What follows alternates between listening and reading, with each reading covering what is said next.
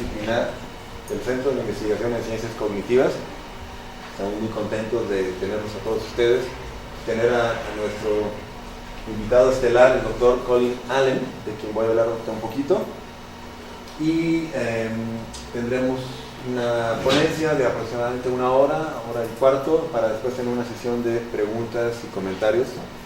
Y la idea es que el doctor nos va a estar hablando en inglés, y después podremos quizás tener algunas preguntas y comentarios en español, porque también habla un poco de español. El doctor Allen, quien es profesor provost de Ciencia Cognitiva y de Historia y de Filosofía de la Ciencia y de Medicina en el Colegio de las Artes y las Ciencias en la Universidad de Indiana, en Bloomington. Es un miembro de la plantilla de profesores del Centro de Estudios Integrativos de Comportamiento Animal y del Programa de Neurociencia de la Universidad de Indiana, y también tiene una plaza, una cátedra en el Departamento de Filosofía. Del 2017 al 2020 el doctor Allen tendrá, o ya tiene, el título de, no puedo pronunciar esto, un título en una universidad china, ¿sí? En Xi'an, en la ciudad de Xi'an, en China, donde también está adscrito como académico. Las principales áreas de investigación del doctor Allen nos remiten a los fundamentos filosóficos de la ciencia cognitiva. A él le interesa particularmente el estudio científico de la cognición en animales no humanos y también en computadoras. Ha publicado extensamente sobre temas de filosofía de la mente, filosofía de la biología, inteligencia artificial. Tiene más de 100 artículos de investigación y varios libros editados y como coautor, siendo el más reciente el libro llamado Máquinas Morales, o Moral Machines, enseñándole a los robots el bien y el mal, de la Universidad Oxford, de la editorial de la Universidad de Oxford, con traducciones en japonés, en chino, en coreano. Desde 1998 el doctor Allen ha sido consultor y ha estado también involucrado en la programación de la enciclopedia de filosofía de la Universidad de Stanford, que muchos sabemos que es un referente muy importante para muchos de nosotros, y también es editor asociado en esa misma enciclopedia. También es el director del proyecto de ontología filosófica en la Universidad de Indiana, y él ha recibido múltiples fondos y premios por su trabajo sobre humanidades, trabajo en humanidades o computational humanities, ¿no? Humanidades computacionales, y a lo largo de esto ha sido colaborador de varios otros colegios y universidades de Estados Unidos y de otros lugares. Finalmente, el doctor Allen recibió en el 2010 el premio Alexander von Humboldt de la Fundación Alemana, que le fue entregado, cito, en reconocimiento por sus logros como investigador hasta la fecha, es decir, con lo que ha logrado hasta la fecha, fin de cita. Y en el 2013 recibió el premio Barwise de la Asociación Filosófica Americana por, cito, sus contribuciones significantes y sostenidas en áreas relevantes a la filosofía y a la computación, en tanto que es miembro de la Asociación Filosófica Americana de APA. Entonces le damos la bienvenida. Muchas gracias por estar aquí.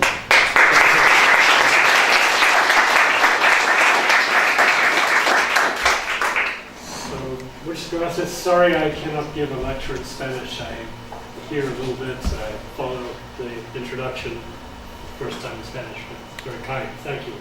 So let me just get some idea of the audience here. First, how many of you are not completely comfortable with listening in English? I want to know how much I should go slow to.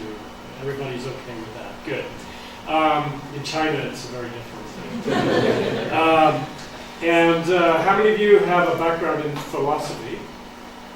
Just a few. Good. So I gave this talk earlier this afternoon at UNAM, and it was about half philosophers.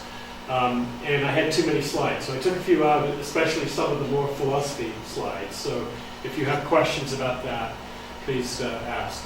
Also, I think because I already did this once, my head is full of what I said before. I may assume that I've said things that I remember saying because I said them earlier today, not just now. So please feel free at any point to interrupt and ask me to clarify, okay? So yeah, the topic is animal consciousness, and the question is, have we made progress in understanding it? And of course the question raises many other questions. What do I mean by it? What is animal consciousness? What would it mean to understand it? What counts as progress? And who's the we, anyway, that we're talking about? So the plan here, and I'm sorry that the screen is too small for the projector, but the plan here is to talk about where I see some of the interesting debates going on about questions about animal consciousness, what it is and who has it. And then I'm going to suggest a particular way of thinking about these issues, which has a lot to do with the timing of events that are feeding into animal behavior. I think far too much of the thinking in different areas takes these questions very statically. What property of a mental state makes it conscious, instead of what is this state doing through time and how does it serve the organism that has it? So a more functional and dynamic approach. And the consequence of that is I think that where we are is not in a position to be able to define, but rather in a position where we need to investigate. So whereas philosophers think they can come in and define everything in advance, really our concepts need to adjust to what we're discovering, but as we do that, our direction of discovery changes too, and the concepts of discovery, the empirical work, go together. So I'm going to try and illustrate how that might work. And then in the second part of the talk, I'm going to consider a particular application that's somewhat speculative, but based on, I hope, enough neuroscience to make it plausible, that tackles the interesting question of suffering. Do animals suffer? What is the difference between suffering and just feeling pain? For instance, there are many kinds of suffering, perhaps. And if I can convince you of that, then I have a sort of optimistic conclusion that there's a lot we don't know, but there is progress, and there's hope for further progress. So part of this is to encourage those of you who are interested to try to contribute to that progress. Okay? So that's the plan.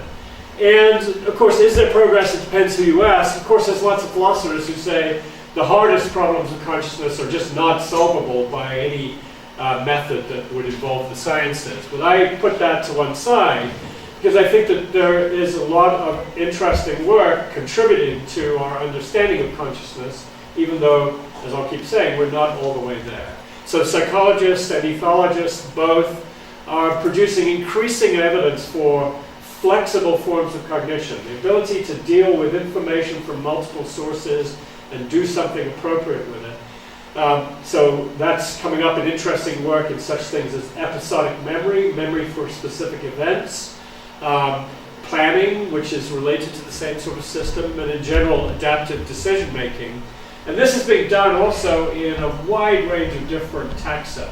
So whereas maybe 50 years ago it was hard to find anybody who was working on anything except rats and pigeons, now we're getting much more information. There's a ton of information about dogs, about birds of various different species, especially corvid, crow or jay species, and parrots and so on. So I think there's increasing consensus and evidence that animal behavior is a lot more interesting than it was thought to be. It's a lot more complex, there's a lot more going on. And then among the neuroscientists, there's increasing understanding of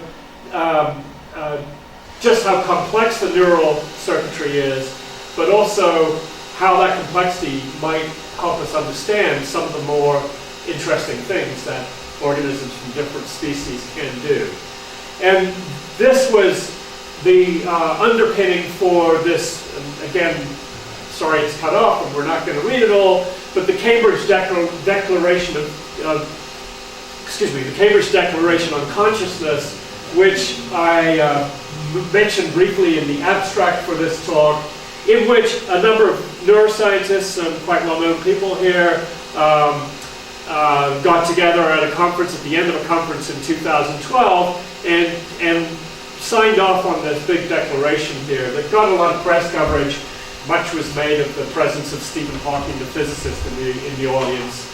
But their basic claim at the end was that there's enough evidence from different taxa that anybody who thinks that consciousness is just a human or just a mammalian mammal trait is mistaken. So they say we declare the following: the absence of a neocortex, is a particular feature that we find in mammalian brains, does not appear to preclude an organism from experiencing affective, or that is emotional states. Convergent evidence indicates that non-human animals have the neuroanatomical, neurochemical, and neurophysiological substrates of conscious states, etc., etc. Non-human animals, including all mammals and birds and many other creatures, including octopuses, also possess these neurological substrates. So they take the idea that it's established now that we understand enough about the neural substrates for consciousness to be able to declare it existing widely. Now, I think there are a number of problems with the kind of evidence that they cite here, and there are certainly people who disagree with certain aspects of this. I'm not here to really challenge the declaration per se, but to talk about what I see as an increasing trend towards more and more scientists accepting that this is a legitimate study topic rather than something that's fringe. And that said, there are, of course, people who push back, and one of the most interesting areas of discussion at the moment concerns fish consciousness in different species of fishes. I call it a border war because the people in the fish consciousness literature admit that mammals have consciousness, but they are less certain about other taxonomic groups, and fish is something that they latch onto. So going back to 2002, James Rose in the United States published a paper on fish and awareness and pain, and makes an argument that fish lack the extensive cortical structures that subserve those particular conscious experiences in mammals, human beings in particular, and concludes therefore that it's implausible that fishes can experience pain or emotion. So he just rules it out. And more recently, in 2016, right at the end of last year, Brian Key, who's in Australia, published an article in a new journal, the Journal of Animal Sentience, which is further evidence that this is becoming a legitimate topic. This was started by scientists, not by philosophers. But he argues that the evidence for these kinds of conscious experiences in fish is not tenable. And also worth mentioning in this mix is Michel Cabanac, who's in Montreal in Canada, who has published a few papers trying to figure out where consciousness emerges in phylogeny. And based on his work with fish, he claims that fish don't show the kinds of emotional responses to handling that mammals and birds do. He places the emergence of the capacity for consciousness in the early amniotes. These are the egg-laying vertebrates that have a shell around their egg that makes them viable outside water, so they don't have to return to water to reproduce.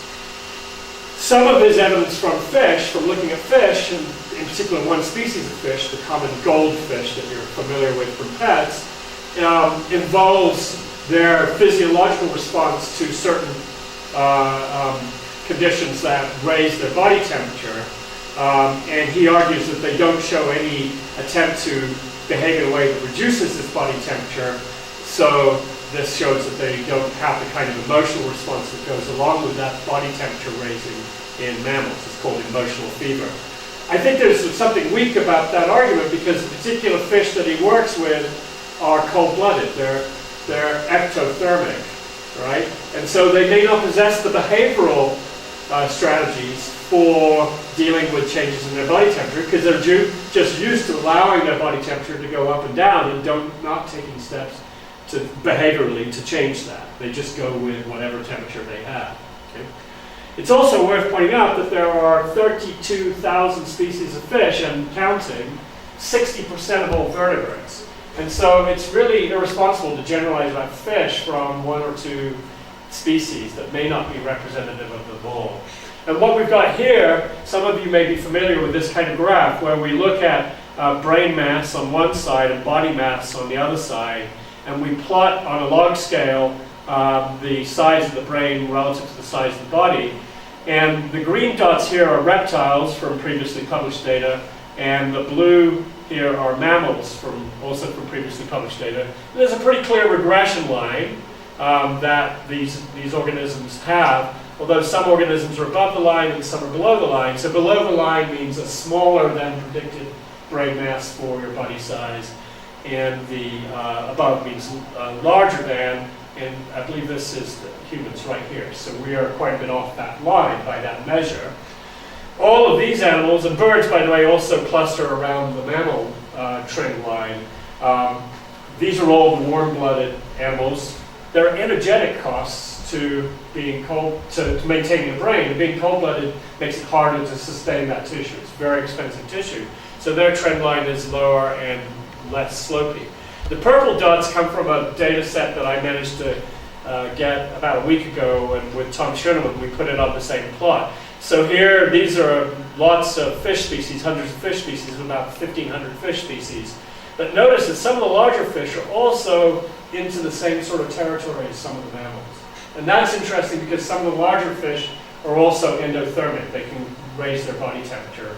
So they have the energetic capacity to also maintain increased brain size.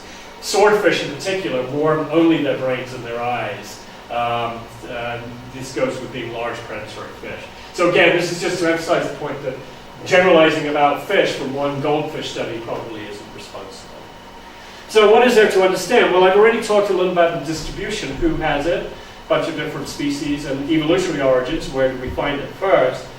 And part of the story that's coming out here is something I already mentioned, which is that rather than thinking of consciousness as many philosophers have been prone to do, just in terms of its intrinsic experiential quality, I want to think about it, and many other philosophers do, in terms of its functional properties. What does it do? Okay? And to do that, we also need to think about mechanisms, and that gets us into the neuroscience. But of course, this question of what is the experiential quality and where does that come from looms large here. It's the elephant in the room, as we say in English. So I'm going to take a little detour through, I happen to be in this museum in Dundee for the Royal Research Ship Discovery. This was a ship that was actually built for research purposes to go and explore the South Polar regions. And one of the things they were interested in doing was surveying whales, because Dundee was a big whaling town. But if you go to the museum now, they have what is it like to be a whale, and the whale they have in mind is a sperm whale, which has this huge head and eyes on both sides. So they invite the visitors to the museum to step into a model of the whale's head with two eyes drilled on either side. And then they say, put your face in the whale's head and experience the world like a sperm whale. The giant sperm whale loves to eat squid. The problem is he can't see very well because his eyes are on opposite sides of his head. So I want to suggest that this is a bad reason for thinking he can't see very well, or that somehow or other his experience would be visually less rich than our own. Of course it's dark down there, of course echolocation is very important for finding squid, but they have eyes, they use eyes, and what we really need to understand is how those eyes and the brain that they're connected to produce some kind of useful way of looking at the world. And in comparison, I say, imagine a museum where you're asked to do the same thing for human beings. So you're told that human beings only have really good, clear vision in about 2 degrees of their visual field, and color vision is basically gone on the periphery, right? Step into this, and this is what you would see if you're a human being. No, not true, right? Because there's a lot more in temporal integration. We move our eyes around, right? So what saves us, what actually gives us this kind of sort of pictorially represented view of the world is our movements. We act in the world. We move our eyes, we move our heads. Our depth perception stereoscopically is only good for about 1 meter, but because I can move, I can actually see things in a distance are not on the same plane, so they're moving parallax relative to each other, right? All of that feeds into my visual experience, right? The qualitative nature of my conscious visual experience. So the important point here is integration over time, and the kinds of actions that I can engage in the world being driven by all of the information that I can assemble through some kind of window of time. And so my conscious experience in this room is partly an aggregate or a composite of things that I've looked at within the last few seconds, and maybe even things that I anticipate. So I might not be able to see exactly what color the table is here, but it's dark. I can tell that. Now I look at it and I see it's dark blue, right? So I even anticipate what I'm going to see when I look there, even though I don't have full color vision, right?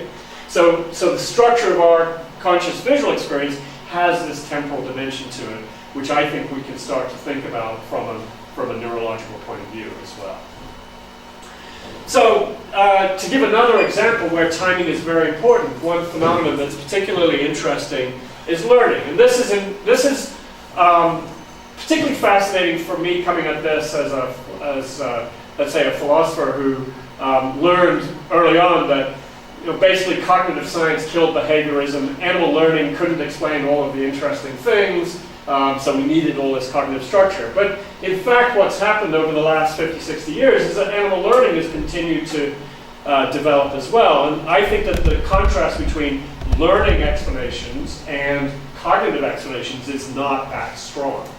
That is, we have the cognition we do because of learning, but we just have to have a better, more sophisticated theory of that learning.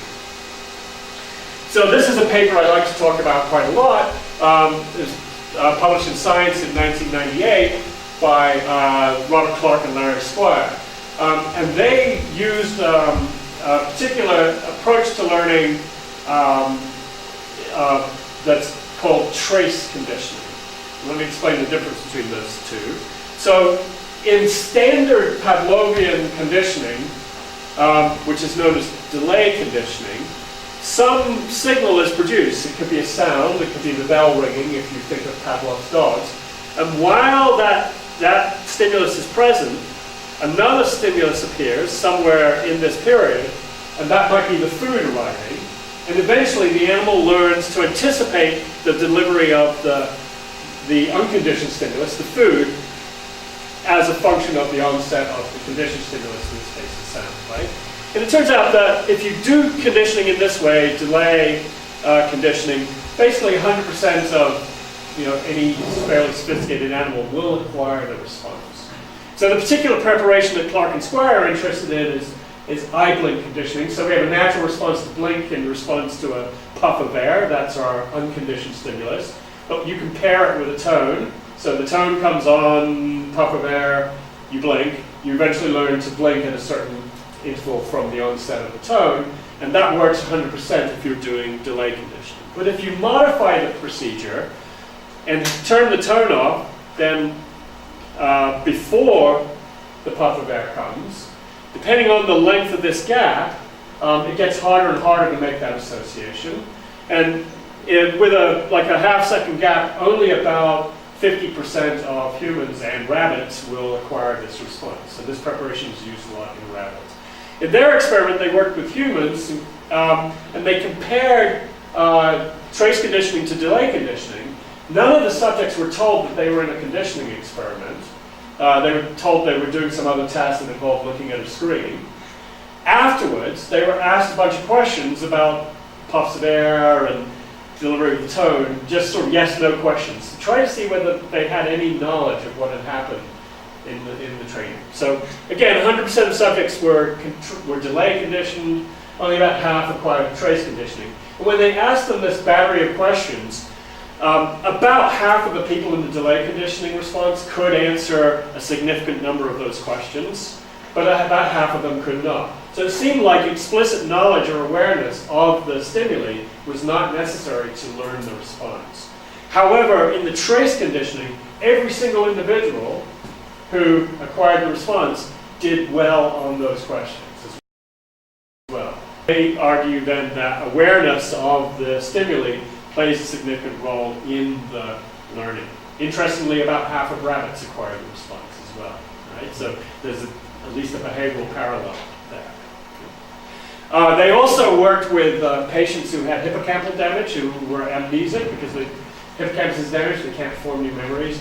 None of them acquired the response in trace conditioning. So it looks like the hippocampus is particularly important there for maintaining the trace. Right? So you've got to hold something in memory long enough to be able to make that association.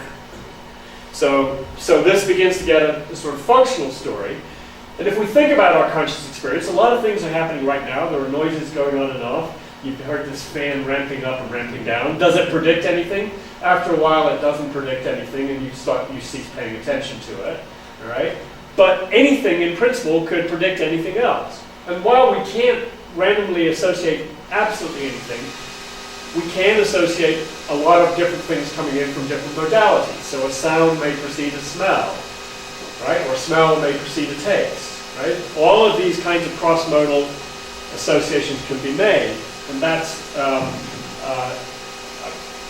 ties into a kind of model of consciousness, which is also known as the global workspace model, where certain aspects of what's coming in centrally and interoceptively, things from your own body, are being made available for use by other parts of the system to make these kinds of learning associations, among other things. Okay? So that's the general sort of functional picture that this points towards. What else? Yeah, sorry. Do you use interchangeable awareness and consciousness? Oh, am I using awareness and consciousness in the same way? So, for the purposes so far, yes. Now, I admit that some people want to reserve consciousness for different things. But if I say I'm aware of that sound, I'm conscious of that sound, right? So at least in English, I can use both of those words completely interchangeably in many, many circumstances, okay? Or if I am conscious of, the bright color of somebody's shirt, I'm aware of it as well, right? So there's a very close relationship between those two.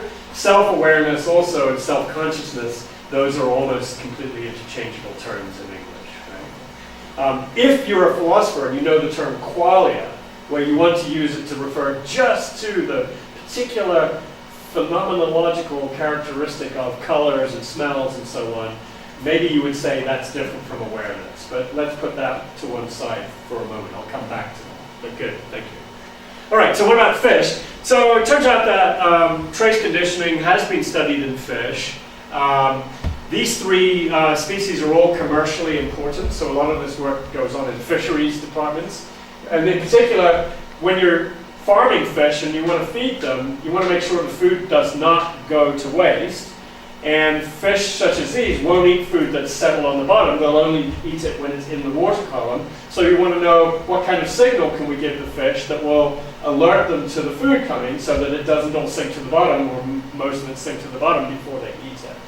So in 2008, a couple of studies were published from the same group in the Netherlands showing that both cod and trout are capable of being trace conditioned. You give them an auditory signal, and then the food comes in, and they're alert to it already. They can be conditioned to that. Halibut, though, failed initially when they tried this, until this group realized that actually there's a significant biological behavioral difference between cod and trout on the one hand and halibut on the other.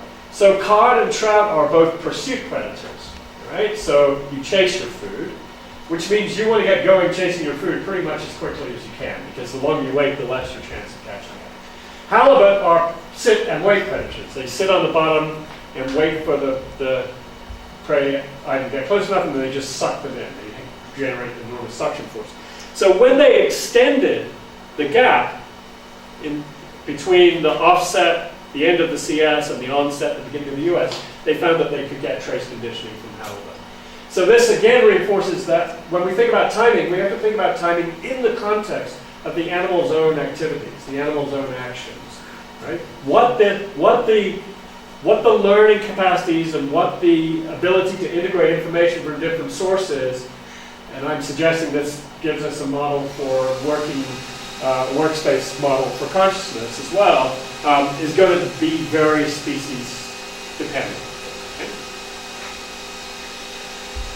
So these kinds of studies, these kinds of investigations begin to address questions like this. So it's often said, I see it repeated many times, even recently, that animals live only in the present. Only human beings understand that they have a past and a future, right? And I think that's wrong. And this is an issue that's being picked up in various places. This is the applied animal behavior science. So again, these are people actually interested in agricultural animals. Nevertheless, they're paying attention to what's going on in general comparative cognition. And they point to recent work that has been going on in a variety of places, including Cambridge University, Nikki Clayton, on what jays can remember, episodic memory for specific events. So what happened, when it happened, where it happened. Clayton is very conservative. She doesn't say that the jays have any sense of self in that, but other labs are actually now beginning to show that other animals, such as rats, also know whether or not they did something in a particular situation. So they understand, they have some trace in memory of their own agency, their own activity within that situation. And I can tell you more about that later. But this is the scrub jay experiment where they're caching food items, and depending what they cache and how long ago they cached it and who was watching when they cached it, they will either go back to one location or another, or in some cases re-cache or re-hide the material. So my answer to do animals live in the present is no, they don't. But the complete story actually requires attention to fundamental issues of timing at multiple scales, because we have in real time this integration of things that have just happened that are driving and causing us to anticipate things that might happen again. And this refers to something like what William James thought of as the specious present. Our experience is not of an absolute instant, but it's somehow spread out over the events in our environment and internally. Okay? And different animals have different rates of that. And furthermore, and this is where humans may be particularly unusual, longer-term memories and longer-term planning can also fold into that particular experience moment. Okay? So I think that humans are probably exceptional in terms of how far back we think about things and how far in the future we plan things, but I think the basic systems are actually not that different. So the content of our conscious experiences will include, oh my goodness, how am I going to get to the airport on Friday, right? Did somebody give me a ride? I hope so, right? Right. So we can have those kinds of thoughts, right, which other animals most likely cannot. But that doesn't mean that other animals can't anticipate things a little further into the future than the next few seconds. So the jays in particular that I had up a moment ago, Nikki Clayton has shown that they will actually cache seed differentially based on whether they anticipate having one kind of seed available the next morning or not. So at least they're doing something today, this evening, which it seems to provide something that they'll want tomorrow. All right? Okay. So we are living in what I call the specious present. Our specious present has different dimensionality, different scales than other species, and we need to investigate different species to understand more about this. Interestingly, I'll go to the bottom one here, that metabolic rate and body size are linked with the perception of temporal information. So one interesting aspect of our conscious experience is things that happen rapidly enough are perceived as continuous. So we all know that television screens are actually flickering images through at about 30 images per second. Most of us, a few of us, actually see that flicker, but most people see it as a single fused image. This also works in other modalities and has been tested with other animals. So one of my favorite ones is if you take a snail and put it near an edge, it won't fall over the edge. It'll go to the edge and detect that nothing is there. But if you poke it fast enough, it will move out.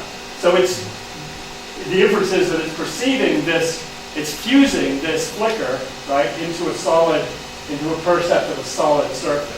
What's a snail's flicker rate? 3 per second. That's as long as you're faster than 3 per second, it will treat it as a solid surface. Whereas, sort of 3 per second for us is, right? You hear that clearly as distinct, you can see it clearly as distinct, you feel it clearly as distinct. For a snail, that's just one thing, all right?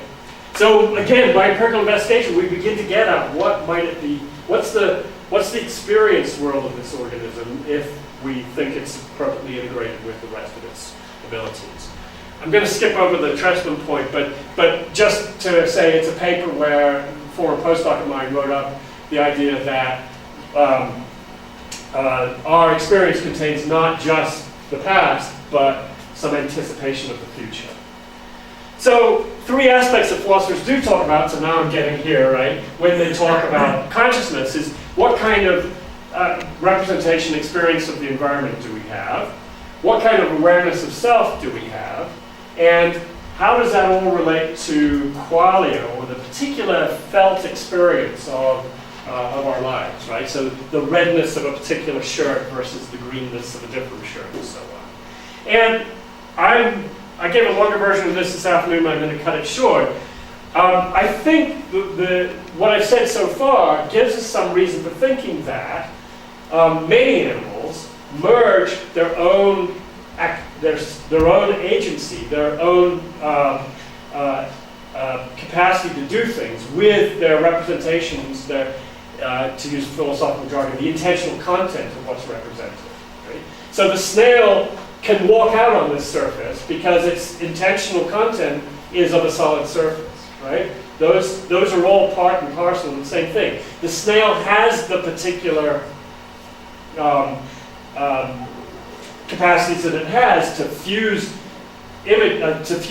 sensations over time, because in its environment, in its ecological niche, things don't happen to it much faster than 3 per second, right? It's not crawling along surfaces that are vanishing and coming back any faster than that, right? And similarly, if we look at visual flicker fusion, this ability to make a continuous stream, birds, in contrast to humans, actually require about 100 cycles per second, many birds do. So you have, if you think about it, to land fast on some tree limb that's swaying around, you better have pretty precise resolution on that, right? You know, a monkey that's clumbering around in a tree isn't going anywhere near as fast, except when it's jumping, and it takes its time to figure out jumping, right? But it's not dealing with this fast. It probably won't jump for something that's moving around too much, right? Whereas birds have to land in windy trees all the time. What about the nature of experience, right? So I've changed qualia to nature of experience because I've deliberately stepped aside from these, what philosophers call the hardest problems, or the hard problem following qualia, qualia, which is, you know, why is this shirt appearing this red color rather than this blue color? But I think we can say a lot about the nature of experience, the structure of experience, by bringing it into this general framework. If you push me in Q&A, I might say we can even say something about qualia, but I'm going to skip over that now. It'll be too much of a digression.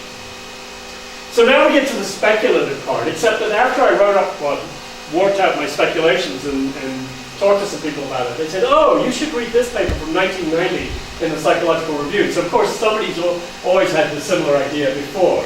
But in this paper, Carver and Shire argued that there's an account to be given of the origins and functions of positive and negative affects, right, good, bad feelings, in control processes. So the story that I'm going to try to tell you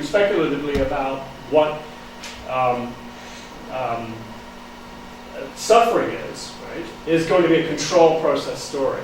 They're not dealing with that in this particular paper, but I think there's some reasonable connections, so I just put that up there. Right, so animal suffering. So my argument is that this is going to be a time-dependent phenomenon that is tied into the animal's own attempt to find a solution to a problem, which is namely reducing some potentially harmful stimulus. Okay? And suffering arises particularly when there is no ready-to-hand solution. There's no easy way out of this. And I will use this, just use a little example from our own case. So a lot of people have arthritis. It's something that afflicts people as they get older. I have mild arthritis in my thumb here. Do I suffer from it? Not really. Why? Well, sometimes I move it awkwardly and I feel the pain, but there are positions where I feel no pain at all, and I very quickly know how to get back to that position. Arthritis becomes a problem, something where people, so I feel the pain, but I wouldn't say I suffer from the pain, right?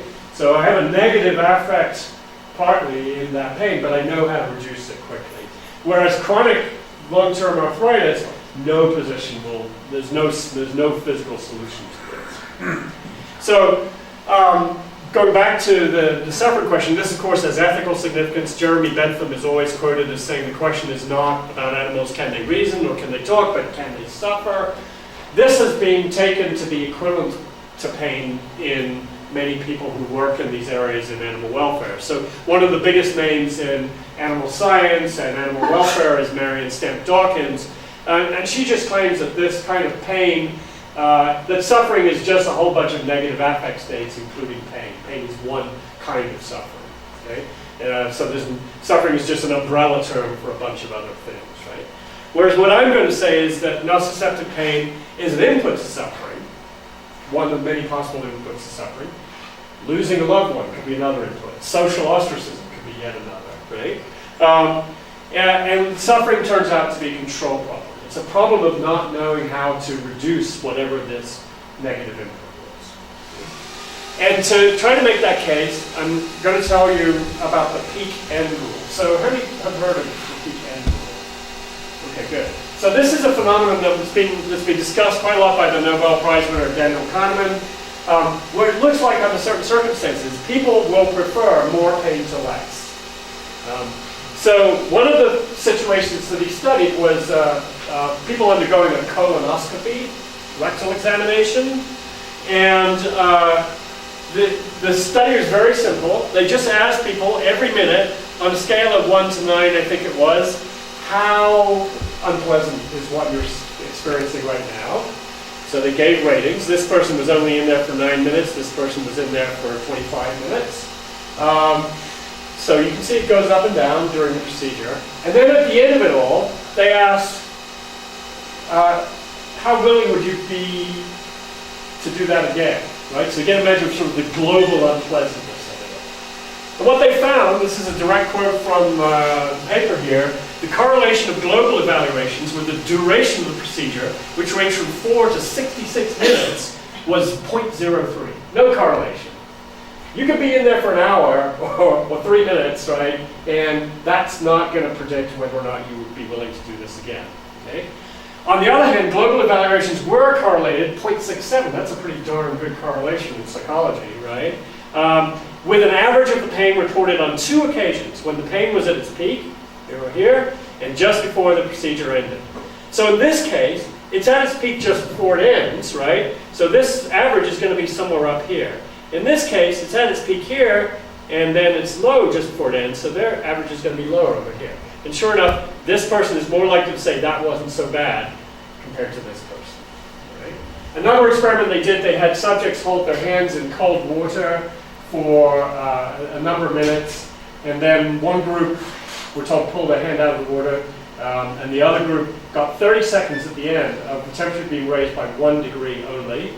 And then they asked how unpleasant was that, how unbearable was that. That extra 30 seconds of very slight temperature increase caused people to report much less overall unpleasantness to the experience. So they had exactly the same amount of exposure to for the initial, right, cold exposure. So the people preferred more time in cold water over less time. Okay? So what do we make of all this? Well, one of the scientists, the neuroscientists on human pain that I find most interesting is this Robert Coghill. He's written a number of papers over the years explaining that when you look at people who are suffering from large amounts of pain, right, or are extremely sensitive to pain, they claim that they suffer from it, you find that actually large parts of the brain many parts of the brain are active. There's no single locus that sort of is there in all, and only those who are sensitive to pain. And in this paper here, in the abstract, you'll see that they say they found that highly sensitive individuals exhibit more frequent and more robust pain-induced activation of primary somatosensory cortex, so the input from the sensory system, anterior cingulate cortex, which I'll talk about more, and prefrontal cortex, which I'll also talk about more. So there's some sort of interaction between these going on in people who are insensitive to pain or report that they suffer when they're in pain.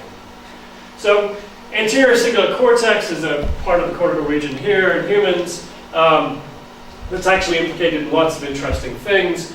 It's involved somehow in the unpleasantness of pain, as I've just told you. But we know this also from a number of studies that look at what's going on there. So it's very densely packed with opioid receptors. Morphine works there. We know from clinical reports that people with morphine will say that they are still feeling the pain, but they're not bothered by it, right? They're not suffering from it, right? So shutting down the ACC reduces the amount of suffering.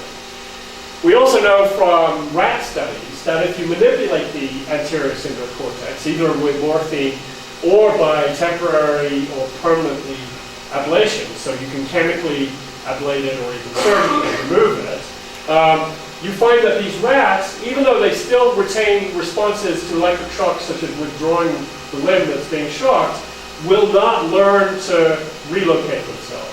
So again, they have the basic nociceptive sensory system going, but they don't have the inputs to the learning system, which would make them care about, which would make them get out of the situation which they ought to care about.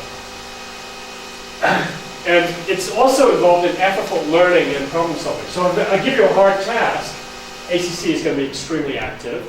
And it plays a role particularly in acquiring cognitive control of behavior. So where you need to be in some sort of direct explicit control, your ACC is going to be part of that learning system. What about the prefrontal cortex? Well, there's a lot to say about it in this big area, and we could get more precise, but let me just point to the role of the prefrontal cortex as a plan generator. So the prefrontal cortex is used for formulating plans of action. And the hypothesis, the model that I'm suggesting here, is that what happens is, as the prefrontal cortex is generating plans, the anterior cingulate is evaluating those plans, trying to give some evaluation of the likelihood that they're going to accomplish whatever it is that they're supposed to accomplish. It could be reduction of pain. It could be getting a job after you've got your degree, right?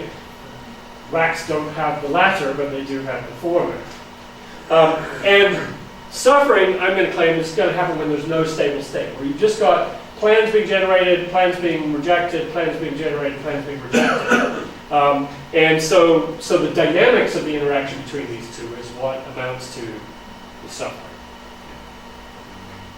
So the thesis is that suffering is actually related to some sort of cognition of non-control. Because if you had a plan that worked, your prefrontal cortex would generate it, your ACC would say, that'll work, right? And then you'd execute it, and my thumb's now back in the position, and I'm not bothered by the fact that I had a sharp jab of pain a moment ago, all right? But if no matter what I do, no position I can find will remove that, it's going to be this ramp up, and in fact, that there's some evidence, and this is what Coghill is referring to, that you get this ramp up in activity in those two areas, precisely, I'm arguing, because they're talking to each other. And of course, the somatosensory is feeding it when it's an organic pain, such as in a joint. Okay? So a model sketch then is that suffering is proportional to the intensity of the negative affect. So how intense is that signal coming from the sensory system, and perceived lack of control. None of my plans are coming back as achieving what they're supposed to achieve, right? And I want to argue or suggest that that the bodily, this is the embodied part of the proposal, that the bodily movement to decrease something negative, whether it's what I should do right now, drinking something to get rid of your thirst, right? Or finding a position in which an injured limb is no longer sending you this more intense signal, right? That's something that's widespread. It's a primitive control mode. It's basic absolutely to any animal that's capable of moving itself, compared to a plant or a plankton that just goes around, drifting around, right? So finding solutions to problems in this way is what this system is supposed to do. To be a little bit more careful, the restated thesis is that suffering is an inverse function of the predicted and anticipated decrease in negative affect. So basically, the PFC is saying, do some, how about this? And the ACC is saying, yeah, that'll make it go down, or no, that won't make it by prior experience. And so we predict or anticipate some decrease in this negative affect. Going back to the paper I showed you from 1990, they actually claim that it's the second derivative of this. It's the acceleration, or change in acceleration that's part of the system. That's an amendment I'm willing to consider. And what I want to argue then is anticipation of effects of action on my internal affective states is a core cognitive competency in animals, but as I already said, it's hypertrophic in humans, right? We anticipate a lot more. But this approach of understanding the mechanisms and evolution of suffering can integrate findings in lots of domains. So it also works for social regulation of behavior. I mentioned that ACC is involved when you are in some kind of social condition where people are bullying you or ignoring you or whatever, and you don't know how to stop that. Okay? I think it's also interesting that the ACC is very active in conditions of grief, which is a real case where nothing you can do will bring the person back, right? So that's a case where there's all these what ifs, or couldn't I just whatever, I wish I had, right? None of those sort of frontally generated ideas are going to do anything at all, right, to change your current state. And so we get a ramp up there as well. I also think it's sort of interesting that we will voluntarily submit ourselves to pain. We know the pain is transient, so there's a kind of anticipatory thing here where we say, okay, I may have to suffer something for a very short period, but I can see beyond the end of that. And maybe that's also an interesting aspect of athletic performance. So you know that marathon's gonna hurt, but you also know you're in control. You also know you could stop if you absolutely wanted to, right? So this kind of control is extremely important. Also, meditation is very interesting. I'll just mention this because meditators actually show lower activity in ACC. So if the idea is that once you learn to stop trying to find solutions to the inputs that you're getting to the system you don't like, right? Life is dukkha, as the Buddhists say, right? Just get used to it. Stop worrying about it, right? Use all of these meditative techniques to sort of not be so wed to dealing with those worldly inputs, right? ACC seems to play a role there. So I think it has the potential to unify a bunch of things. All right. Just very quickly, I've been sort of using prediction and anticipation. This doesn't track ordinary language, but I think there's an important distinction to make here, and I'll use these words. So prediction is commitment to a particular outcome. If I say it's going to be sunny tomorrow, I'm staking all of our behavior on that prediction, all right? Whereas anticipation is usually a kind of probability distribution over different possible outcomes. So I might anticipate a nice meal tonight, but I also know there's some probability that there won't be one, and I might try to take some steps to try to shift those probabilities. But I'm generally trying to hedge my bets and engage in actions which I think are going to give me the best overall outcome. So it's not just one plan, one outcome. It's this more complex distributional assessment that's going on. And my claim that many, if not most, actions are actually selected under conditions of anticipation rather than prediction. We rarely know exactly what's going to happen, even from our own actions, except maybe in the very, very short term. So this kind of system of anticipating the likely consequences of one's own actions and then taking the input to assess those actions is I think, absolutely fundamental to all kinds of animals. And let me just quickly go through this because I want to get to the last couple of slides with a bit more data. But given that we have this situation of uncertainty as the normal condition here, right, the system is actually primed to learn more in high uncertainty. So there's behavioral evidence again from learning that high uncertainty engages learning in a way that predictability doesn't, for obvious reasons. If it's predictable, there's not much to learn. Right? Okay, so I want to skip to past this one also, just so I make sure I get through the last part here. But I've already basically said this, that less bothersome pains have multiple positional solutions, more bothersome ones that we suffer more from have fewer. And in extreme cases, you just curl up in a ball, because that's all you can do. Right? That's the only position that gives you any sort of relief whatsoever. And the peak end rule then gets understood then as subjects monitoring the behavioral or psychological strategies for reducing discomfort. So if you're undergoing an unpleasant procedure, your hands in a bucket of ice water, for instance, right, you're going to be trying all kinds of things to distract yourself, right? Thinking about something else instead.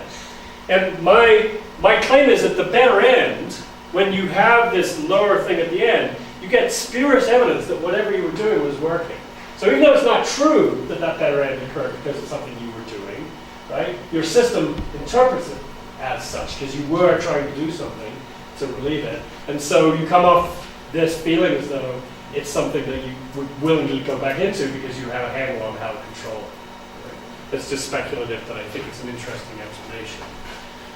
So, a little bit more on ACC function for about 5 minutes, and then I'll probably be done, and that'll be about an hour. Okay? So there are two standard theories of anterior singular function. One is that it's tasked with detecting mutually incompatible responses. So going this way and going that way, you can't do both of them, right? That sets you up in a conflict situation when the ACC is detecting that. Okay? The other major theory is it detects a discrepancy between actual and intended outcomes. So it's something that's active after you've tried something, when you were hoping for something to happen and then it didn't happen. So that's like post-action evaluation, right? So these are the two leading theories, except for a third option from about 10 years ago by Joshua Brown, who's a colleague of mine in Indiana, which says actually the better way to think about the function of the anterior singular cortex is this learned anticipation of error likelihood in context. Now that's a big mouthful, but it ties into what I've been saying about the predictions that the AC is making about whether or not, based on your previous experience, that action is likely to produce the outcome that you want. And how much uncertainty is there about that? That's the error likelihood. Okay? So Brown, Braver, and there and in subsequent work have argued that the ACC actually anticipates these. So it's not just looking backward at whether it satisfied what was going on, right? And it's not just saying, oh, we've got a conflict here, we can't do both of these things. It's actually learning to anticipate how successful your action is likely to be, how likely it is to not produce the outcome that you want, to get an error. So they say the ACC response, and Brown does MRI, fMRI studies, so he's got neurological data. The ACC response to a given task condition will be proportional to the perceived likelihood of an error in that condition. And he argues that those other two theories are actually accounted for as special cases of this more general theory. Right? So when there is good predictability and you have two actions and you don't know which one you're going to choose, then you set up an internal kind of unpredictability, and so you'll get increased ACC. And a similar story can be told about the post-hoc error detection as well. Right. So what I want to say is that this model predicts that the ACC response to a given task condition will be proportional to the perceived likelihood of an error in that condition. And in the context of pain or other negative affect states, that means that just is the same as the likelihood that your actions will fail to reduce the intensity of that state, right? Where intensity is some level of activity. And then suffering is going to be conditions where you've got to learn high error likelihood across your available actions. So whatever you do, you predict it's not going to work, right, essentially. And so you're anticipating no reduction in the negative state, and that's a core mechanism which I argue is there, would argue is there for many, many different kinds of actions that we and other animals engage in. Again, with the addition that our range of things that we can consider is far greater than many other animals will consider. So that gets us to species similarities and differences. The idea is that negative affect reduction has a behavioral basis. We do something to get rid of these negative inputs, but we manage to integrate in this story cognition and affect through learning. So learning is what's giving us this kind of plan, evaluation, control, but it's driven by this affective signal as well. And if everything I've said so far in this part of the talk has been about mammals, but there is in fact increasing evidence that non-mammals have rather similar structures, not necessarily homologous, but some cases independently evolved that have the same kinds of functional properties. And so a recent reevaluation of bird neuroanatomy, this is a figure from Shanahan et al., where they look at the major pathways of connectivity within the bird brain and find that the regions of the bird brain correspond to the kinds of functional roles that we find in the mammalian brain. And in some cases, the part of the bird brain that's doing one of these roles is homologous to the part of the mammalian brain. In other cases, it's separately evolved structure.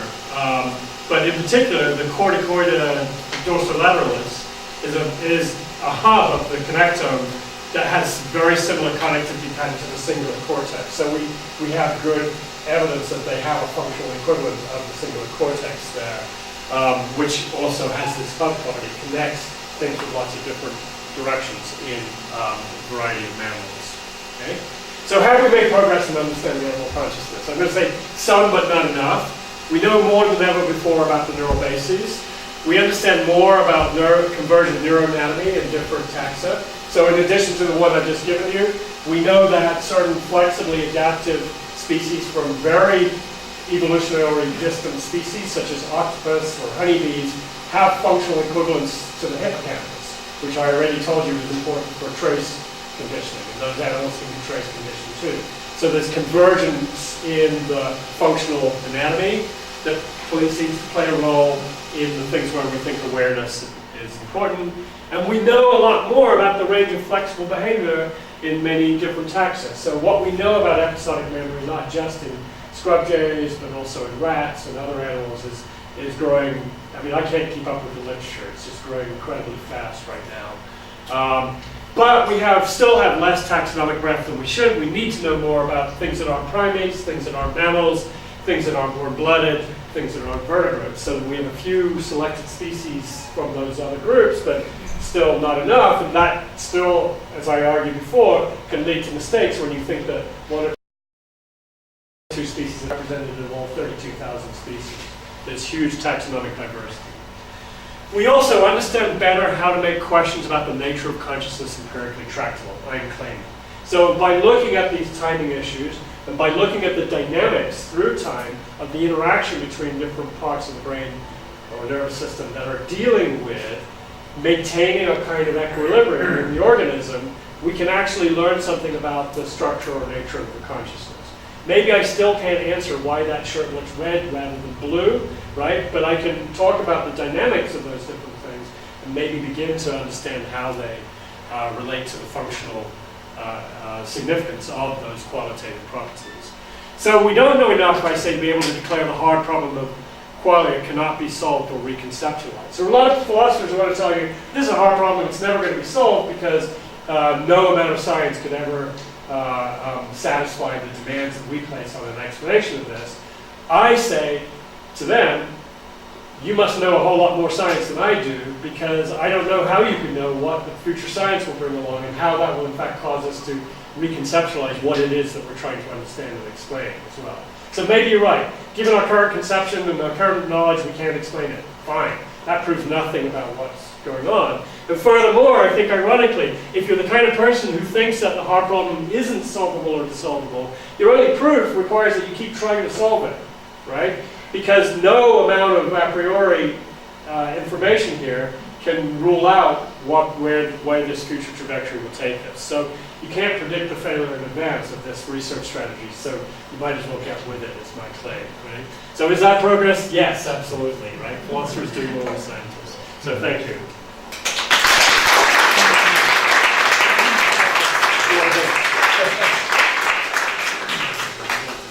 Tenemos tiempo para preguntas. Do you want to get the questions in Spanish and you again try to translate? Sure, yes, that's fine. If people are more comfortable asking in Spanish. Si se sienten más cómodos haciendo las preguntas Yeah, o comentarios en español, adelante, y si no las entiende nuestro ponente, intentaré ayudar a todos ellos. Alejandro, por favor. Should I make the question in Spanish first? And then Sí, para que se oiga más fuerte, por favor, también para nuestra cámara. I'm going to ask the question first in Spanish. Español. Hay un micrófono también que guste. Quiero preguntarle al doctor Collins, él ha dicho que el sufrimiento es un concepto sombrilla. Perdón, ¿puedes pedir? Mejor, si se paran por favor aquí para hacer las preguntas, va a ser mejor para que puedan escuchar bien allá y también nuestra cámara.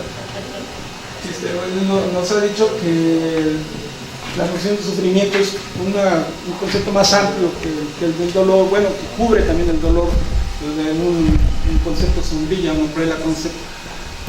Pero yo lo que quiero preguntarle es, me parece que hay un sentido en el que se maneja sufrimiento y dolor como conceptos diferentes, donde el sufrimiento está más relacionado con emociones, y hablar de emociones implica hablar de psique y psicología, lo cual implicaría hablar de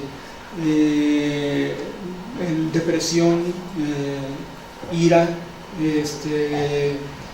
miedo en los animales, lo cual no está directamente relacionado con una sensación psicofísica, neurofisiológica, aunque también tiene que ver con eso. Entonces, y si el sufrimiento es un problema de control,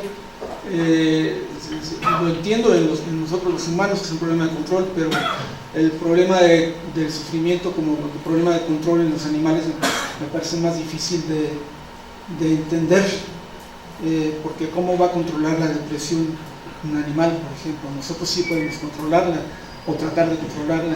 Entonces, por ahí va mi pregunta. So I'm going to ask the question in English. You have said that refer to the notion of suffering as an umbrella concept, meaning that it covers also pain.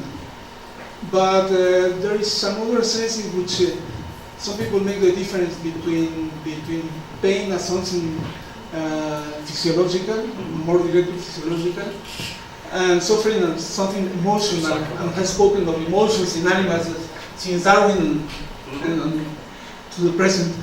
And if you say that the suffering is a control problem, I understand it for us humans, but suffering as a control problem in animals is more difficult to understand, because animals get depressed, have fear, have anger.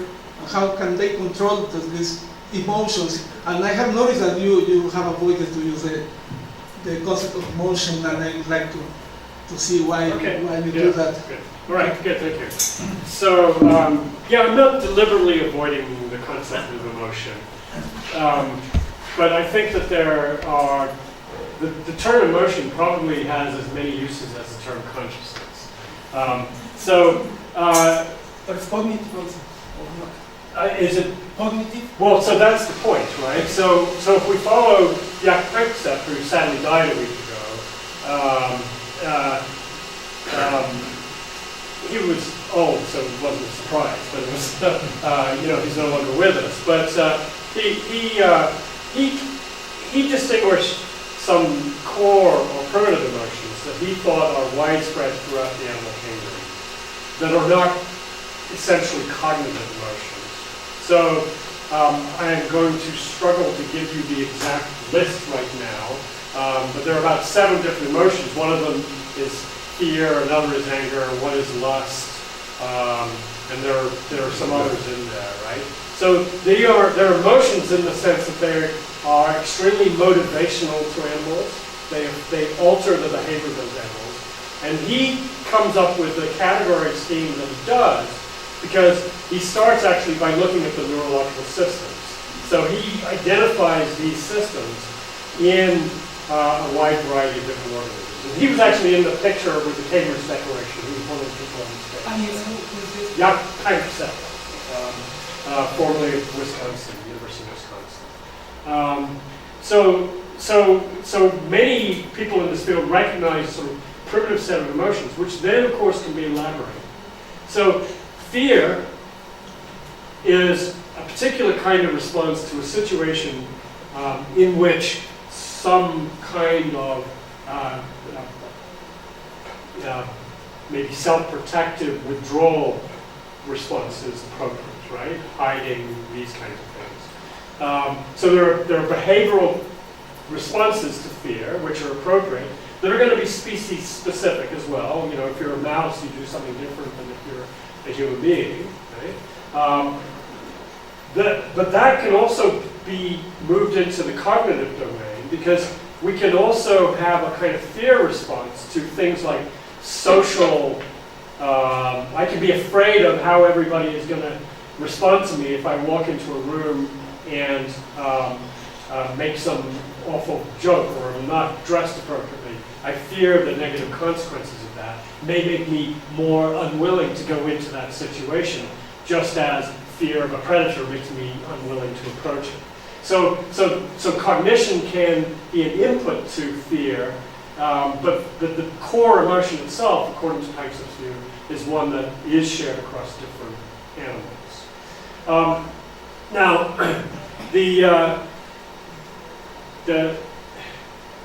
the relationship of that, maybe I'm going to go a little bit, or not quite get the direction of one of the question, but something of your question, but something that occurred to me while you were asking this is that because the psychological, cognitive feeds into these emotions, then the means of dealing with them and the behavioral strategies for dealing with them also can make use of the cognitive aspects of that.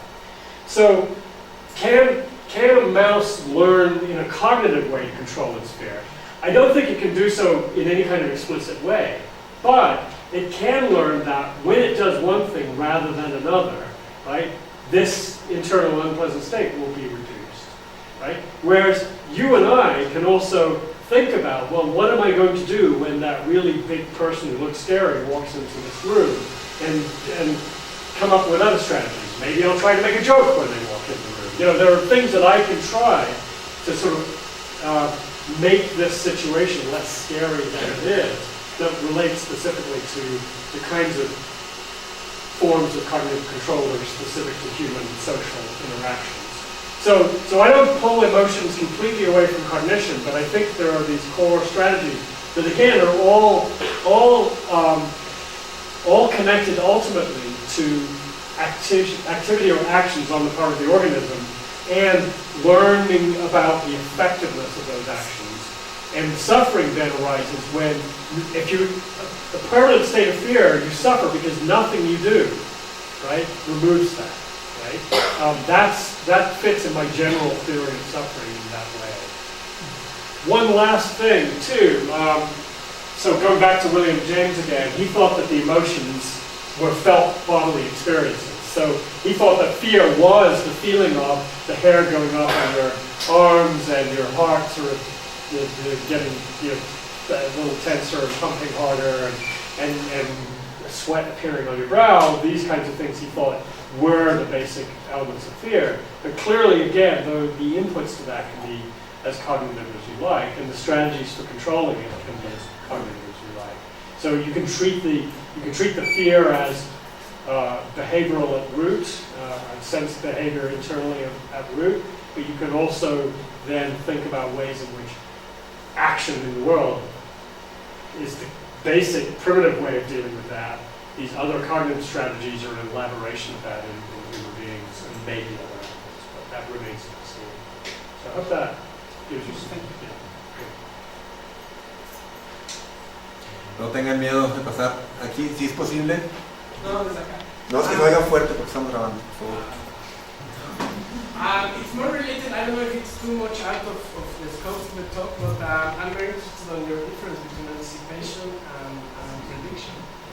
But maybe it's a bit too far out. Because you mentioned something about anticipation of actions. And kind of goes all the way out from, say, like the predictive brain theories of Clark and company. So I don't know if it's a form for... Yes, let me just go back to that.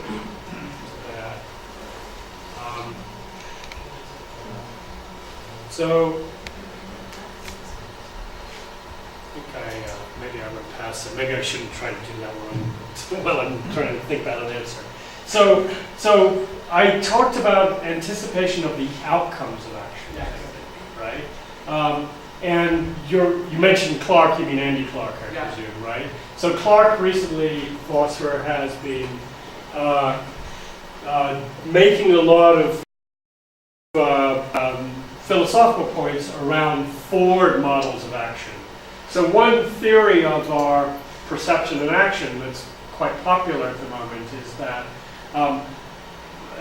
when an action is generated, at the same time the action is generated, a signal anticipating the sensory feedback that will come from that action is generated. So when I reach for the bottle, I predict how that's going to feel, and that prediction actually acts as a filter. So I only feel any difference between my prediction. And usually I'm pretty close, so it feels pretty soft, but if there was a strange bump or something on it that wasn't predicted, that would become very salient, right? So at that point now, we have a forward model, and then we're evaluating the success of that forward model. The anterior cingulate is certainly engaged in that, but that's one of the special cases that Rao and Braber are talking about, where we're evaluating past actions on the basis of our previous experience, right? But I want to say that even before we reach, we are both simulating, I think other animals can do this as well, we're simulating multiple possible outcomes where there's any kind of uncertainty. And insofar as none of those outcomes predict then the ultimate goal that I'm trying to accomplish by this action, then I won't take action, so there'll be uncertainty. So if I'm looking at some situation and I don't know whether by doing something, I'm not making the kind of sensory prediction that Clark's talking about, I just don't know whether it's going to return what I want, I will take longer to make that decision. And eventually I may be forced to make a decision. But if I'm always in a situation where I'm in constant uncertainty and I'm never really sure whether anything's going to work, that's going to eventually cause a ramp up in the system between the planning and the ACC to the point where now the organism suffers in a more long-term consequential way. So I'm not sure if that quite gets in there. In reality, it was because you are making a difference between prediction and anticipation. Yes. And you are calling it anticipative brain. Calling it what, sorry? Anticipative brain, you have a slide with not a predictive brain, but a predictive machine brain, but an anticipatory. Yeah, that's right. Yeah, that was further That along. was rather more like a question, like. Okay, so it was a question really about the second slide rather than the first one where I did this, right? So here we go. Exactly. This one, right? And maybe the next one is where The next one there. That's what you're asking about. Yes, right. Right. So this is just to say that the brain is rarely in a situation where it can make a bet on a single outcome. Of course, we can construct situations, but usually I'm struggling to find words to answer your question, and I'm not quite sure whether they're going to work. And so I'm hesitating, I'm anticipating if I say this, that might work. If I say this other thing, that might work. There's a conflict between the two things, so that's another part of the theory of ACC function. There is a conflict there, but the conflict at root is a conflict about the outcomes. If both actions predicted the same outcome, this is why Buridan's ass is never real, right? Whichever bale of hay I go to, I get the same outcome. So there's no conflict. I'll just, go to a bale of hay, right? I don't, whereas if this hay was sort of going to do one thing for me, and this hay was possibly going to poison me, and this one was possibly going to shark me, and I don't know, right? Now I've got a real problem. Now I really am going to be in a situation where I can't decide unless I'm forced to decide. So I think that the brain is always actually engaged in a choice among, real-time choices among actions which have uncertainty about their overall outcomes. And of course, eventually you have to do something. So something tips the balance that way. But the system that is doing the evaluation and the generation of potential actions is one that works pretty well most of the time because because our experience usually gives us enough information on which to make a choice. But under other circumstances like chronic pain, grief, and so on, we either don't have the experience or there's nothing that can be learned that will solve the problem. So again, I'm not sure I completely got that. That's I have a problem. I mean, my main issue is between anticipation and prediction. So like all the systems that you describe with different outputs and so forth, that you could frame in say like Hilbert theory of forward models, like multiple forward models with different probabilities and like different success rates and so on, and they call it predictive. So I think I'm failing to see what's your point of the difference between anticipation and prediction. Okay, so So why did I want to make this distinction in the first place is your question, right? Because I think that there is a distinction, I don't care how you label it, between situations where there's certainty, right, and situations where there's uncertainty. So an animal that is trained in a simple match to sample task, right, eventually learns that there's certainty that picking this will produce the response, right? There's a case where a prediction is made. You could say prediction, if you like, and I admit this is not an ordinary language distinction, prediction just means anticipation of a single outcome, all right? But most of the time, we don't predict, we don't foretell the outcome, right? We anticipate a range of outcomes. And that's the distinction I'm getting at, and I'm just trying to use a word to label that distinction, that's all. There's a further thing to say here about the psychology literature on decision making, and this comes back to a very fundamental disagreement between people like Kahneman on the one side and people like Gerd Gigerenzer on the other side, which is that psychologists design experiments where the experimenter knows what the right answer is, right? Even in cases where the answers are probabilistic, they know what the probabilities are. And then they measure the ability of subjects to adjust their behavior to be optimal within that known set of circumstances. Gigerenzer says this is practically uninteresting because the world isn't like that. Nobody actually knows what's the probability that you will get cured if you take this drug, right? Your decision is always a decision under risk. Nobody knows the probabilities. There is no objectively determinable right answer in advance here, right? And so the job of the system is to try to find the best way forward given what limited information that it has. And the difference between those two might not seem so large in some circumstances, but it actually has real implications when we think about what the task is of these neural systems. Is it to optimize, right? Or is it to satisfy, to use Herbert Simon's terms, where we're just trying to get a good enough outcome, right? So I don't care if I get, you know, the absolute best mate, let's say, right? I just want one that's, you know, going to make me happy and be good enough, right? I have pretty high standards, but, you know, going for, you know, optimizing is not the right strategy here.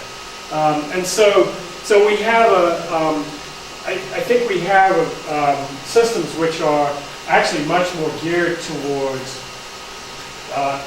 this kind of seeing that there's a range of options, all of them uncertain, and then selecting among them. But where you get into situations where there actually is higher certainty that it's not going to produce the outcome that you want, that's where you now get the kind of overdrive. The system goes into overdrive, and that's the kind of condition in which then it becomes a psychological or clinical matter that this is really not sustainable. It's suffering in that sense. Yeah. That's a good question there. Hablen fuerte o pasen al micrófono, sí, por favor. What do you think about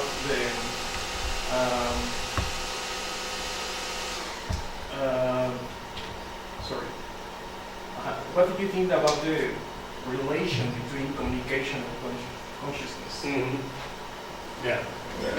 So I again think we should think about communication as a particular kind of behavior that has a job to do, and that job is different for different species, and that puts different kinds of constraints on what the communication system needs to look like.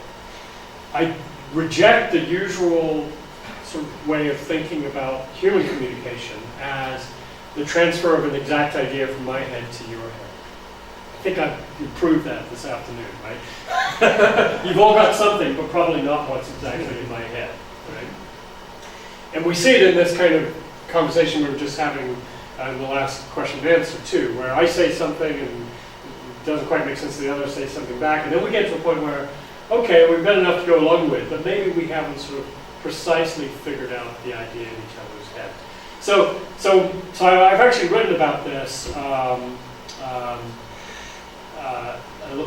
fairly recently, where I think what's going on in consciousness, in our heads, is actually much, much more complicated, much more modal, full of many more possibilities, things I could be saying right now that I'm not actually saying right now, things that are impinging on my consciousness right now that I'm not vocalizing about right now. But I've got a job which is to try to get some movement in your own cognitive system in a direction that I hope will be, in this case, mutually beneficial.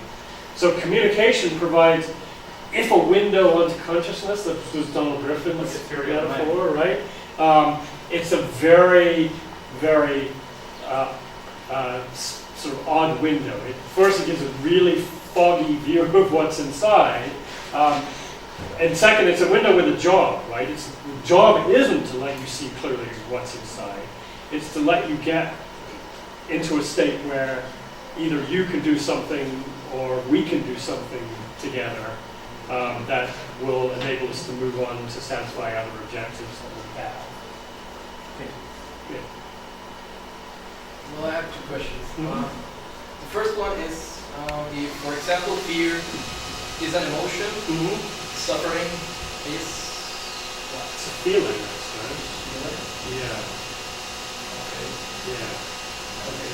Well, So not all feelings are emotions. You can feel thirsty, but thirst is not an emotion. Right? Pain is not usually categorized as an emotion either. well, the second one perhaps is not the best question for this place, but I have a real problem with ethics because I just don't see how they relate to science.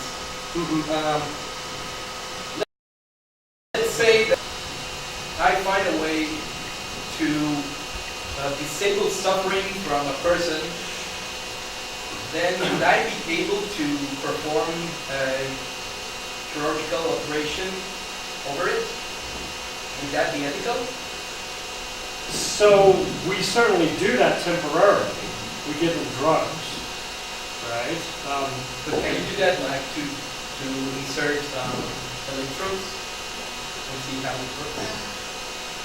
So if you buy the premise that we have an ethical obligation to reduce suffering and other negative states, then if there's some justification for a procedure which would otherwise cause those things, and we can do that procedure without causing those things, then we should do that, and that makes it better, at least, to do the operation, whatever it is that you're talking about. But I think that there are also issues here. This comes back to the long-range aspect of human cognition. So you know, a lot of people ask the question, well, if you could, you know, it used to be talked about as a frontal lobotomy, right? So if you could actually have some neurosurgery that made you sort of just happy with whatever happened, right? A, would you choose it? B, would you be justified in doing it to somebody else to spare them a life of suffering? And there are reasons for thinking that a rational person would not choose to disable themselves in a way that means that they aren't in full control over their own destiny, if that way, right? So from that point of view, it would be unethical for you to do this operation and then treat the person however you wanted, because as a result of this operation, they were no longer bothered by it. You shouldn't have done the operation in the first place because it was not respecting their own capacity for self-determination, autonomy. So yeah, I used to joke that that I didn't talk about animal consciousness. I would rather talk about things like animal communication and memory and so on, because consciousness was too hard and it was above my pay grade. Then I was sort of forced to talk about consciousness, and then for a while I joked the same about ethics. I didn't talk about ethics questions because they were too hard and above my pay grade. Now I find myself addressing more and more questions about ethics. So yeah, I think these issues are hard, but I think that they're not completely inimical to science. So let me just finish with this point. So look, there's at least a one-way influence in this way. If ethics tells us what we should or ought to do, we can't be responsible for doing things that are impossible for us to do. Right? If you have an ethical theory that says you must live for 1,000 years, if you can't do it, that has no binding on you. So the scientific facts about what's within our capabilities are relevant to what ethics can tell us that we ought to do. So at least in that direction, there's a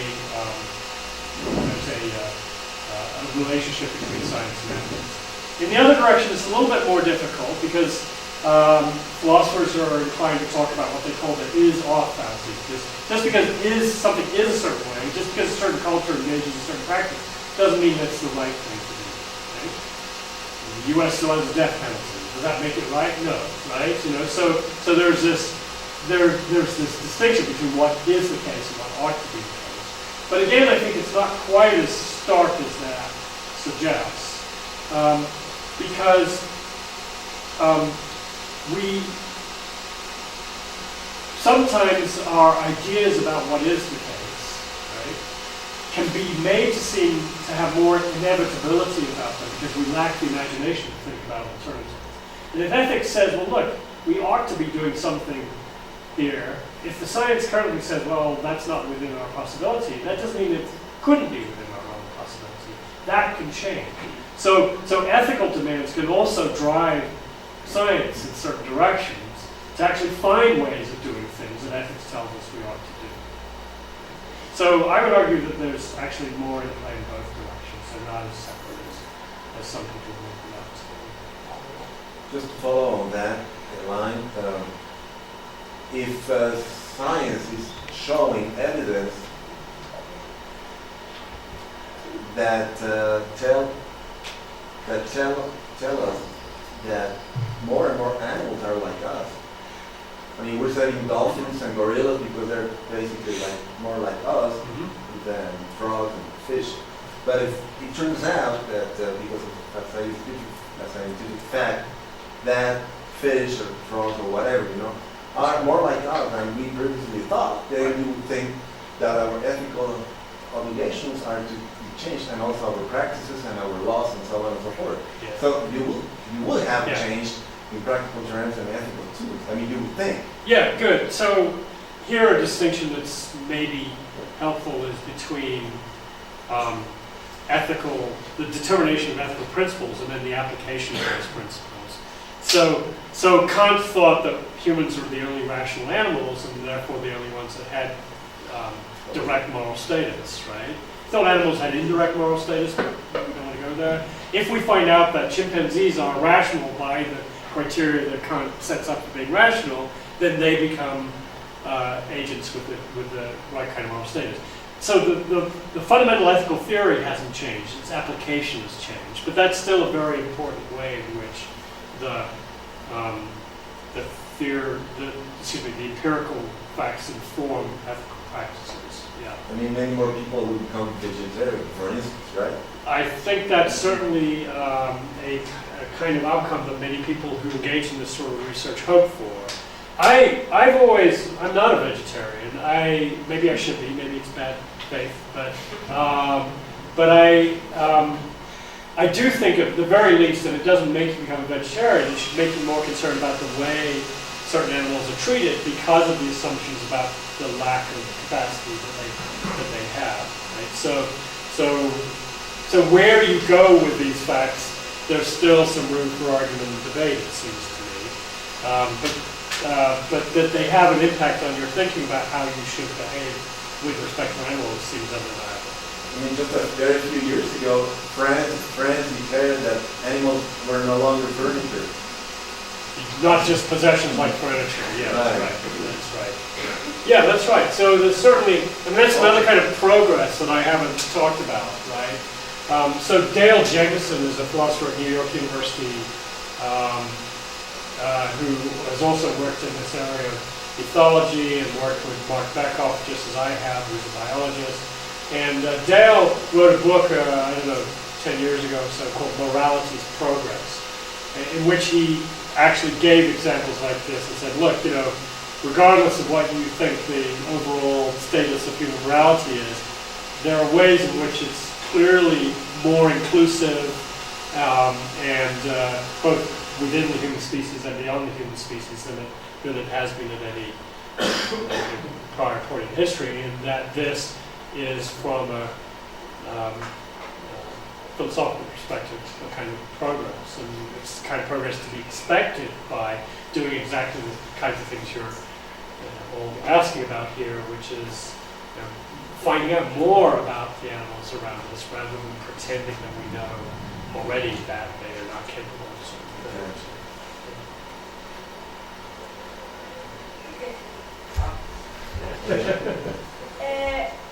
After you explained the Panoramic theory, yes. Okay.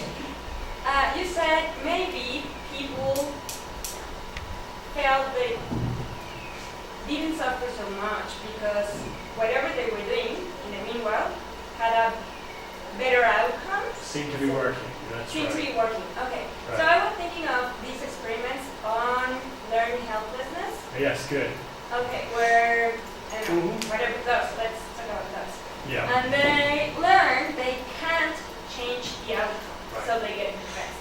Right. Or Well, simple terms. yeah, They're suffering in your terms, right? that's right. So what would be the difference? How long the organism, person, dog, whatever, spends trying to decrease pain in order to have a different outcome between learned helplessness and a feeling of relief and agency on these decreased pain? What did I explain myself? Yeah, so let me try to rephrase it. Yeah. So learned helplessness is the phenomenon. These were experiments that were done with dogs back in the 20th century. You couldn't get away with doing these experiments anymore, but they would take dogs into a room where they were just continually getting electric shocks, and eventually the dogs would sort of just give up and lie down. They wouldn't do anything to try to remove themselves from this situation because nothing would work, right? Actually, Bekoff was aware of those experiments going on at the University of Colorado. So Mark Beckhoff, with whom I collaborated a lot, and he works on dog play behavior and other things. He was horrified by these experiments and got them stopped at that university. So this is one of the major issues for him. So the phenomenon is one in which, after repeated experience, the animal just gives up trying to do anything. Now, what was reported, which is, in a gruesome way interesting, is that the dogs that had reached that point, then in future sessions also did not resist being taken into the chamber, right? And so this is the real phenomenon of learned helplessness.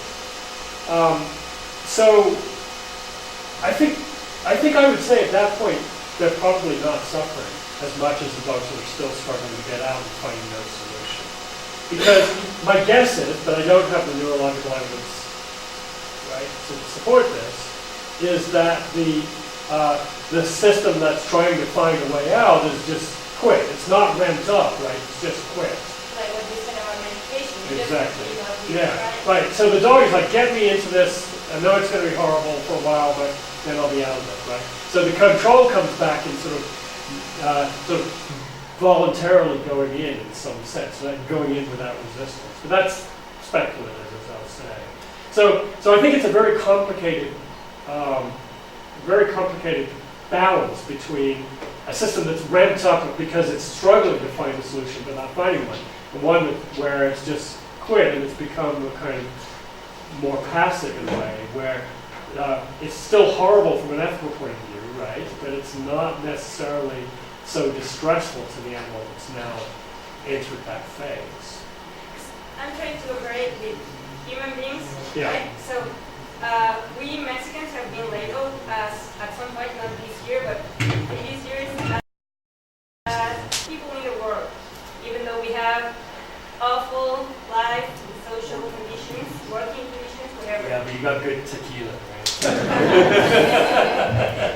Maybe.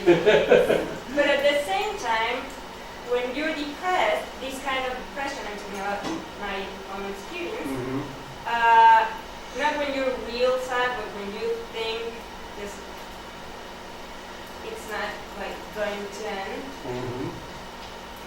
I mean, there's a difference. You indeed kind of suffer. It's not like, Yeah. it's chronic, it's not super distressful, but I would say it is suffering. So, would you say it's because you know in advance that it's going to end at some point? I don't think you. I think it's suffering, but it's suffering. Yeah, I mean, I'm going a little beyond where I'm comfortable with the sort of with the sort of the facts here, right? So, but I would think what you said a moment ago is it's not as high a level of suffering, but it's still suffering. So I'm willing to include different degrees of this within the account here, right? So I think it's still suffering, and I think it's still a case where, but it's more like where in the pain case where you curled up into a ball and can't do anything, rather than the one where you're sort of tossing and turning, trying to find a position that is comfortable, right? So you just decided this is as good as it's going to get, and do nothing. And the dog is a bit like that as well. I don't know. It's an interesting empirical question. Then what kind of level of back and forth interaction is going on in the system that I'm speculating here is driving that? I imagine it's still elevated above what sort of the norm for non-depressed individual going around. So I get worried about certain things transiently, and then it goes away, and then there's most of my decisions are pretty easy in that respect. Right? So yeah, I would say it's still suffering, but it might not be a kind of intensely anguishful suffering that being in a torture situation where you really can't get out of it, right? Or having a chronic pain where you're restlessly trying to find some physical way to deal with it might be sort of more immediate, high-level So suffering. you would solve this physical question just with neurological measures? sorry, do I answer the question just with neurological Would data? you, like, because you just said that's an empirical question, right? So, Would you answer the question with neurological measures, and it would be Part. ACC? part, right? So, but I think the big challenge here is to correlate these neurological measures with the reported experiences of humans in this case. And that's what I think is interesting about the Coghill study that I showed you, because he correlates people's report of being pain sensitive. So, you know, there are these von Frey filaments, so they're flexible wires that you put on people's skin, and because they're flexible, some take only a little bit of force to bend them, so you don't get much pressure here, and some are very stiff, so the same amount of force at this end will translate into equivalent amount of force here. So you can calibrate very precisely how much force is being applied to the skin here. And some people, you know, will take only a little bit of pressure from one of these more flexible ones and say, oh, that's horrible. And other people will go all the way up to as stiff as it gets and like, oh, it's not so bad. So what he does is correlate those individual reports with the ACC, PFC, somatosensory circuitry, right? And in the people who are claim that you know that this is more unpleasant, right? They suffer from it more. That system's elevated. So I don't think it's just the neurological, but I think the neurological starts to give us an understanding of the reports that people are giving as well. Yeah. Un poquito de tiempo para últimas dos preguntas quizás. Yo, I remember you passed an image where you compared, well, not you, but some people compared neurological areas of the brain that are alike between humans and mammals. Or mammals and non-mammals, yeah. I don't remember, but it was a pretty colored. Yeah, that was colorful graph. that was the bird one, yeah. That was near the end here. There. Right. Maybe you already said it, but how do we know that phenomenologically it is sort of like the same suffering between animals and humans? I mean, in mammals we can tell because of conduct is somewhat alike humans, but among birds, how do you make that distinction? Yeah. So first, be clear. This is a general map of areas connected in the bird brain. It's not specific to the story I'm telling you about ACC and frontal cortex. But let me just move over here. So each of these are identified areas in the bird brain, and this yellow here is hard to read, is auditory. So these areas all participate in auditory processing. This is all associative learning.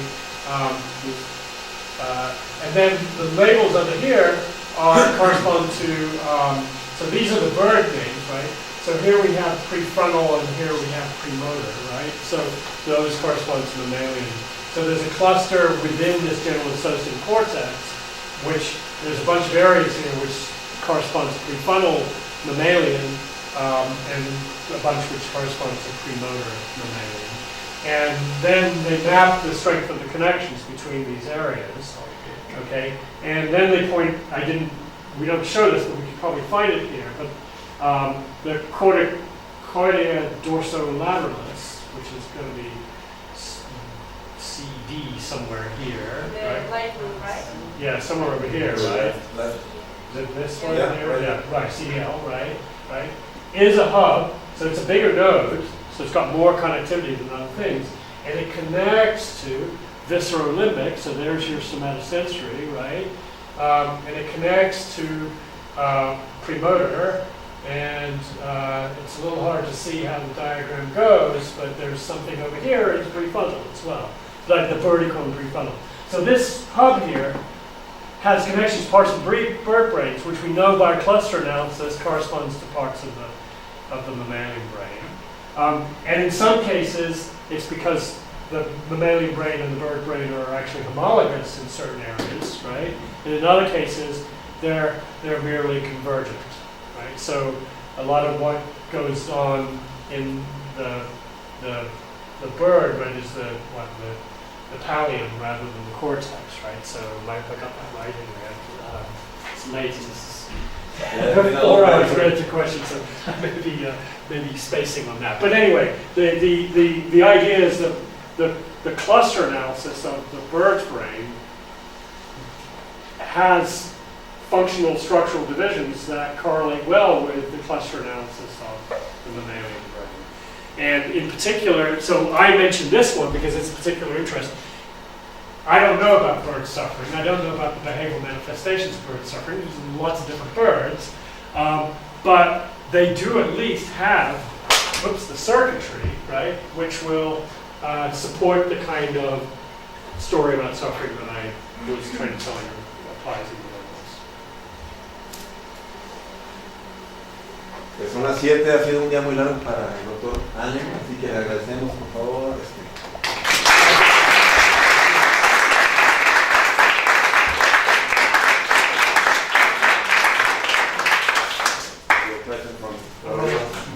Thank you. I should pass it around because there's no way I'm going to eat all of these before I finish. Well, this is for tonight's part. Okay, yeah. Thank you very much. All right, thank you, yeah.